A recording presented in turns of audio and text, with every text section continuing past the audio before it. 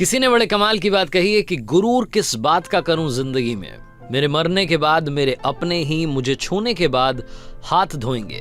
Hi guys, मैं हूं RJ Kartik. एक छोटी सी कहानी। ये कहानी है साउथ के एक राजा की, जिनके 3 बेटे थे। 3 राजकुमारों में बराबर बुद्धि रहे, तीनों में वो क्षमता हो कि वक्त आने पर चाहे जो राजा बने वो सही फैसला ले सके। राजा ऐसा चाहते थे और इसके लिए राजा साहब ने सोचा कि क्यों ना एक टास्क प्लान किया जाए। तीनों राजकुमारों को दरबार में बुलाया गया और उन्हें टास्क समझाया गया। राजा ने कहा कि आप तीनों राजकुमारों को बारी बारी से 4-4 महीने के अंतराल में, 4-4 महीने के गैप में एक पेड़ को ढूंढने के लिए जाना है। वो पेड़ हमारे राज्य में नहीं है, आपको दूसरे राज्यों में जाना है और वो पेड़ ढूंढ करके हमें बताना है कि कैसा दिखता है, कैसा वो पेड़ है। राजकुमारों ने कहा कि सही है। सबसे बड़े वाले ने पूछा कि पिताजी ये तो बताइए कि पेड़ कौन सा ढूंढना है। तो राजा ने कहा कि आपको नाशपाती का पेड़ ढूंढना है। जो लोग नाशपाती नहीं समझते, पियर जिसे इंग्लिश में कहते हैं, वो पियर का जो ट्री है उसे ढूंढने के लिए राजकुमारों को जाना था। सबसे पहले बारी बड़े राजकुमार की थी। बड़े राजकुमार गए, देख करके वापस आ गए। उन्हें पास के राज्य में वो पेड़ मिल गया। आकर के उन्होंने पिताजी से कहा कि आप कहें तो मैं बता दूं कि कैसा दिखता है। तो उनके फादर जो कि राजा थे, उन्होंने कहा कि नहीं, अभी वेट करो। दूसरे वाले को भेजा गया, बीच वाले जो भैया थे वो गए, फिर सबसे छोटे वाले भाई गए।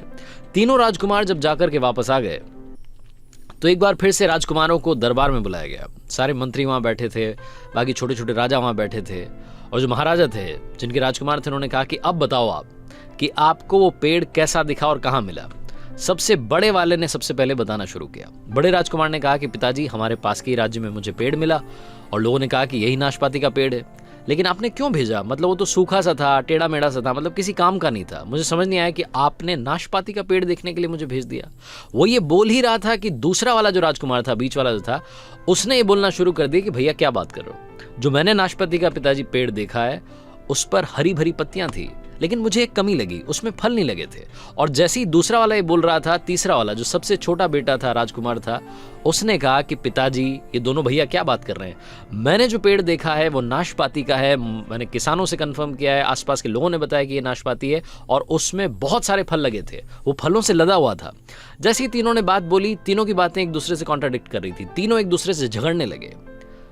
दरबार में जितने मंत्री थे, जो छोटे छोटे राजा थे, वो सब देख रहे थे कि ये महाराजा क्या करवा रहे हैं, अपने बेटों में फूट पड़वा दी, लड़ाई करवा दी। तभी राजा अपने सिंहासन से खड़े हुए और बोले कि आप तीनों राजकुमारों को झगड़ने की जरूरत नहीं है। आप तीनों ने बिल्कुल सही पेड़ को देखा है, लेकिन क्योंकि आप 4-4 महीने के अंतराल में गए, इसलिए आप तीनों ने एक ही पेड़ को अलग अलग अवतार में देखा है। आपको बहस करने की जरूरत नहीं है। तीनों राजकुमार चुप हो गए। राजा ने फिर कहा कि मैं आपको 3 बातें सिखाना चाहता था, इसीलिए इस पेड़ को ढूंढने के लिए आसपास के राज्यों में भेजा था। राजकुमारों ने पूछा कि पिताजी क्या समझाना चाहते थे? तो उन्होंने कहा कि इस पेड़ को आप तीनों ने अलग अलग टाइम पर देखा और इससे 3 बातें सीखने को मिलती हैं।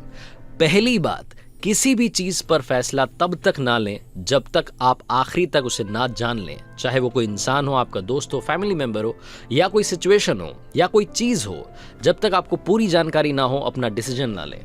दूसरी चीज जो ये छोटी सी कहानी हमें सिखाती है, जो राजा ने अपने राजकुमारों को बताया, कि जिंदगी में कभी भी किसी को भी जज ना करें। हो सकता है कि वो वक्त उसके लिए खराब चल रहा हो। बड़े वाले राजकुमार ने सोचा था कि सूखा पेड़ था, बीच वाले ने सोचा था कि इस पर तो फल ही नहीं लगते, और तीसरे वाले ने सब कुछ हरा भरा देखा था, फल भी देखे थे।